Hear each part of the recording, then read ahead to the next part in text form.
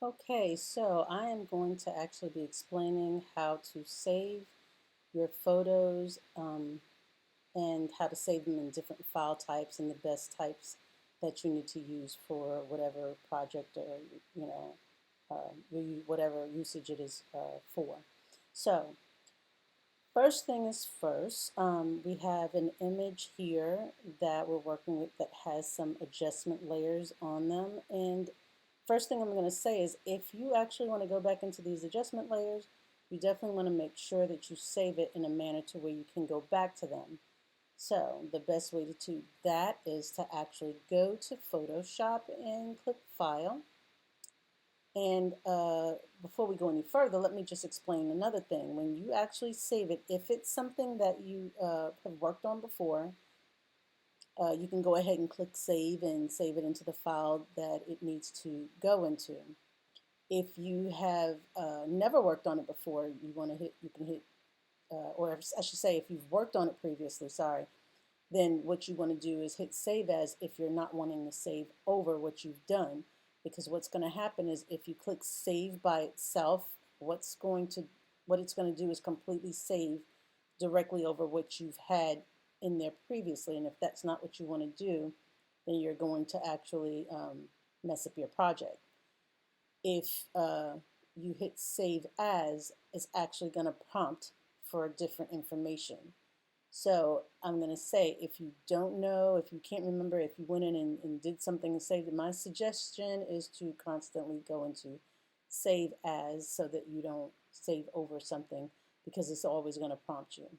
So let's go ahead and hit Save As, and I have created a folder on my desktop that's called File Types. So I'm going to save it in there, and I'm actually going to save it as a Photoshop file. So you can see as a Photoshop file, it is .psd.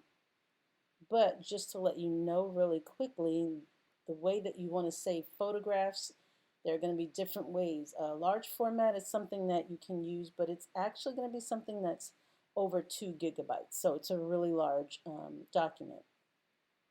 As well, you can save as a JPEG. Now let me just show you though with the large document that does change the file type to a .psd. So it's no longer a PSD, a Photoshop file document, but it's now a PSB. So let's go down to JPEG. If you save it as a JPEG, obviously it's .jpg. The next best way to save it is a PNG, and that will actually change to PNG. And then last but not least, if you save it as a TIFF, it is actually .tif.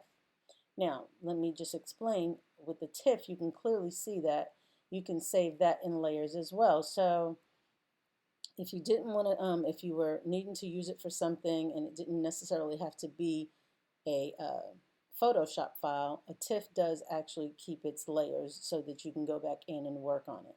But you have to make sure that obviously it is checked.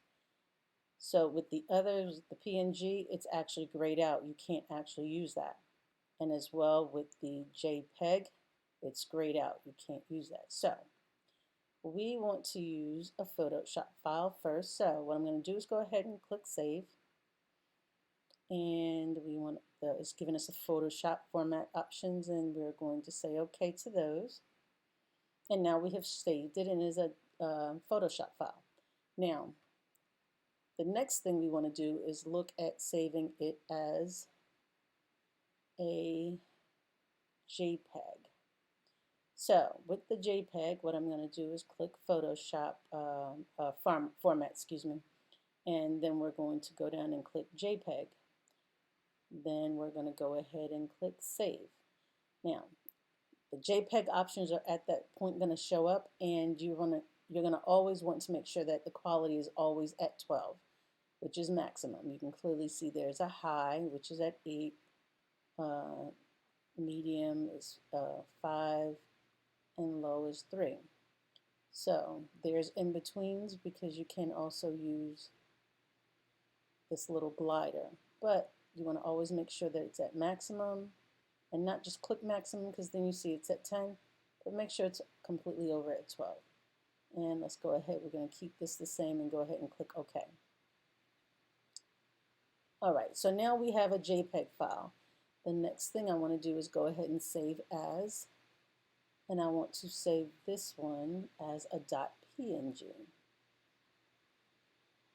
Okay, and so you can clearly see that it's a .png. We'll go ahead and save that.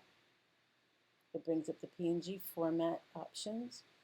We definitely want to make sure it's at large file size, and we're going to leave that there and click OK. Then we're going to go back to Save As.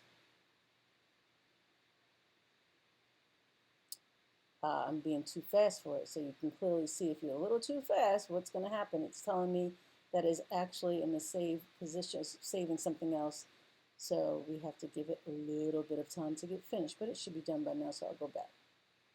Save As, and we're going to hit Format down box again, and we're going to go down to TIFF. Okay, so this is a large file, I will tell you that. So that one's going to take a little bit of time. We're going to keep the layers on there. And we don't want a large image compression, excuse me, because that's going to actually take away the layers. So we want to keep everything as is. That's fine. Hit OK. Including layers, yes, we do want to do that. Okay, so I will say that the TIFF is the largest type of file size. So it's not something that you would normally want to send to a client or you know, for someone to approve, for the simple fact that it's extra large and it's going to be hard to actually email or upload or anything like that. So you definitely don't want to do that. You will normally use JPEGs when it comes to sending your imagery to clients. It does have less resolution, so to say. I will say not necessarily resolution, but they can tend to be pixelated because it loses a lot of information as a JPEG. A PNG does have a little bit more information in it, and it's not as detrimental to being pixelated like a JPEG could possibly be, but the norm is actually sending your clients JPEGs. So I would say that's going to be what you normally save as when you're saving your photos. But to make sure that you never actually lose data, I'm going to say you would always want to make sure that you save your imagery as a Photoshop file if you have any adjustment layers, because you always want to be able to go back and be able to adjust those images. So do make sure that you actually save your imagery as a Photoshop file to keep your information intact. So I have saved all of my files. The next thing that I would like to do is go to that folder that I created. And I want to show you right now, my JPEG is actually at a size 6 megabytes. The .png is at 10. And the Photoshop file is at 100.1. And you can clearly see that the TIFF is still working it out. So I'm going to go ahead and minimize that again. And what I want to show you next is if you're going to use this photo for, say, social media or the internet or something, you want to make sure that you save it for the web, because that's going to be a little bit less as far as the size, and it's easier to actually upload. So what you want to do is go to File, and instead of hitting Save As, you want to go to Export. And when you go to Export, at that point, you're going to go down to Save for Web Legacy. Click that, and you can clearly see that you may think, oh my gosh, where's my image? It's there, it's just really, really small area of it. So it's just this area right in here. So to actually be able to see your image, you want to go down here. You see this is the size. Right now it's at 100%. So I can actually click this drop arrow, and I'm going to put it all the way down to 6. So you can see the whole thing, but you can clearly see that if you say take it to 12, it's a little bit larger and you can see it really well. And I'll just leave it there for right now. The things that you want to make sure of at this point is that your quality is at 100%.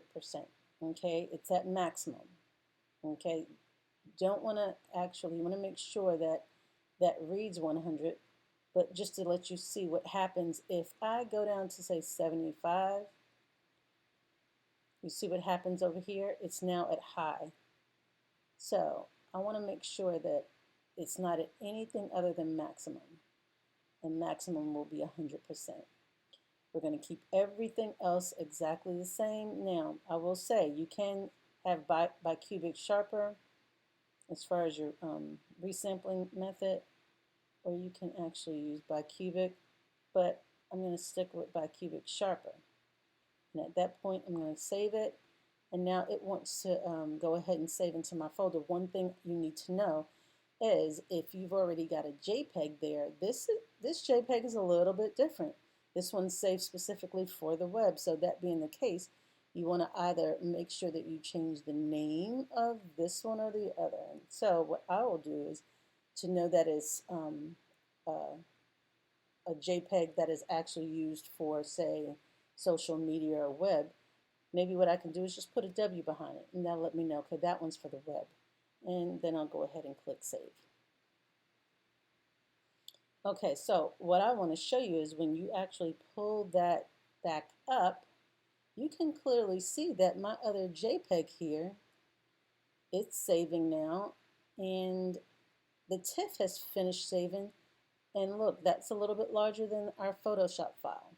So this one's 104.9 megabytes. My JPEG for the website has actually finished, and it's at 5.3 megabytes. So it's just a little bit smaller than the other JPEG, and it's just a little bit easier as far as uploading. So whenever you're using something, photos for, say, a website or for social media or anything concerning the, say, computer usage, you want to make sure that you actually save it for web. And that is it. So you now know exactly how to save all of your images for the specific reasons that you need to. I will say for JPEGs, if it's a photo, it works perfect, and that's normally the way you want to go. For .png, to be quite honest with you, it works really, really well for things like logos or something like that, for the simple fact that it's actually transparent. As far as the .psd files, not something you want to send to a client unless they somehow have Photoshop, because they're not going to be able to see it. And then a TIFF, that's something you want to use if you're actually going to be using the layers that you need, and you don't necessarily need a Photoshop file. It can be where someone can see the TIFF and know that, obviously it's not something that you're just going to be able to send by email. But that is a way where they can actually see it if it needs to be changes to be made on another end, say if you're collaborating and they need to be able to see it. But anyway, those are the ways that you're going to actually save your photo images.